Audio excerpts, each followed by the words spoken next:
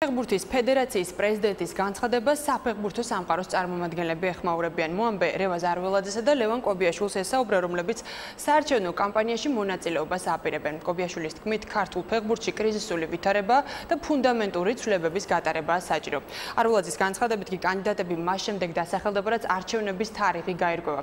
კეთი ქარდავა განავრცობს თემას ახლა მოამბის პირდაპირ ეთერში. კეთი გისმენთ. ჩვენ ვესაუბრეთ ლიზა ლევან კობიაშვილს, ის იბრძოლებს პრეზიდენტობისთვის და ასახელებს საკუთარ კანდიდატურას მას შემდეგ, რაც გამოცხადდება უკვე არჩევნების თარიღი. დღეს ჩვენთან საუბარი დაიწყო, მან მადლობის გადახდით, მადლობა გადაუხადა პრეზიდენტს სიჭინავას და ასევე მთავრობას იმისათვის, რომ მათ შეძლეს ასეთი დონის თამაშის საქართველოში ჩამოტანა, როგორც მან თქვა, და ორგანიზება ასე კარგად. ამის შემდეგ უკვე მან დაიწყო საუბარი პრობლემებზე, რომელიც არის დღეს ფეხბურთში. ლევან კობიაშვილი აცხადებს, რომ გულშემატკივარისთვის კარგად არის ცნობილი პრობლემები, ის თუ რა მდგომარეობაში არის და სად არის ქართული ფეხბურთი დღესდღეობით. სწორედ აქედან გამომდინარე, ის ამბობს, რომ ძალიან ბევრი პრობლემაა, სისტემას აქვს პრობლემა, არის დაგეგმარების პრობლემა. რაც შეეხება სახელმწიფოს მხრიდან დახმარებას, ის ამბობს, რომ სახელმწიფოს მხრიდან ფინანსური დახმარების გარეშე ქართული ფეხბურთი ვერ განვითარდება.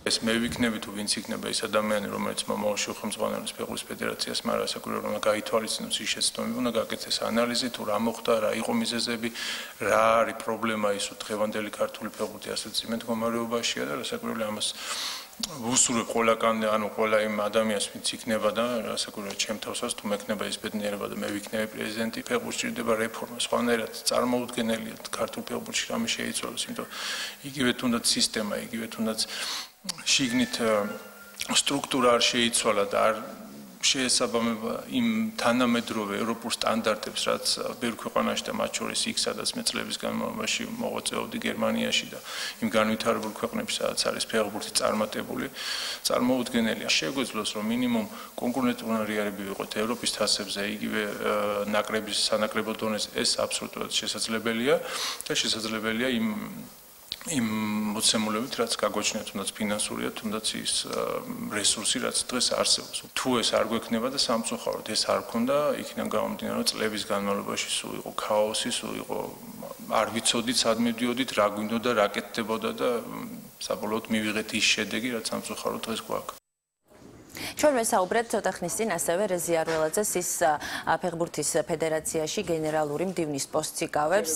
ვრცელდება ინფორმაცია, რომ ისიც ერთ-ერთი კანდიდატი იქნება, თუმცა დღეს ამ თემასთან დაკავშირებით არველაძემ არ მიიჩნია მიზანშეწონილად საუბარი. მან განაცხადა, რომ დღეს ყველამ საქართველოში უნდა ისაუბროს იმ სიხარულზე, რომელიც მოუტანა ქართულ გულშემატკივარს სუპერთასის მატჩის ჩატარებამ საქართველოს დედაქალაქში. რაც შეეხება სიჭინავას განცხადებას, ჩვენ შევაფასებინეთ პრეზიდენტის განცხადება. მან აღნიშნა, რომ მოულოდნელი არაფერი ყოფილა და ადრეც უთქვამს სვიეთ სიჭინავას ის, რომ არ აპირებს არჩევნებში მონაწილეობა მიიღოს. გუშინ ჩვენ ვაჩვენეთ თელსოფლიოს როგორი მასპინძლობა შეგვიძლია, როგორ შეგვიძლია ამხელა თამაშის ჩატარება, რაზეც ადრე ოცნებაც კი არ შეიძლება და გუშინ ეს ჩვენ რეალობად ვაქციეთ და ამის მონაწილეა თითოეული ადამიანი, რომელიც სტადიონზე იყო, რომელიც მუშაობდა, რომელიც აგულშემატკივრად მოვიდა, ყველა ვინც გვეხმარებოდა, დიდი მადლობა კიდევ ერთხელ მინდა სუპელას უთხრა, UEFA-საც, ქართველებსაც, ჩვენ თანამშრომლებსაც და ყველას. რაც შეეხება ბატონი სვიადის განცხადებას, მე ვთვლი, რომ მან წესდებიდან გამომდინარე, უბრალოდ ხაზი გაუსვა იმას, რა პროცედურები ელოდება საქართველოს ფეხბურთის ფედერაციაში აღმასკომის ხდომის დანიშვნას და აღმასკომმა უნდა გადაწყვიტოს, როდის იქნება მომავალი ყრილობა, რომელიც იქნება ამავდროულად საარჩევნო ყრილობა. მან ჩემი აზრით ძალიან ზუსტად და ძალიან სწორად ვილაპარაკა, რომ საქართველოს ფეხბურთის ფედერაციის წესდების მიხედვით ჯერის შეკრიბავს აღმასკომს და აღმასკომი გადაწყვეტავს, როდის იქნება საარჩევნო ყრილობა.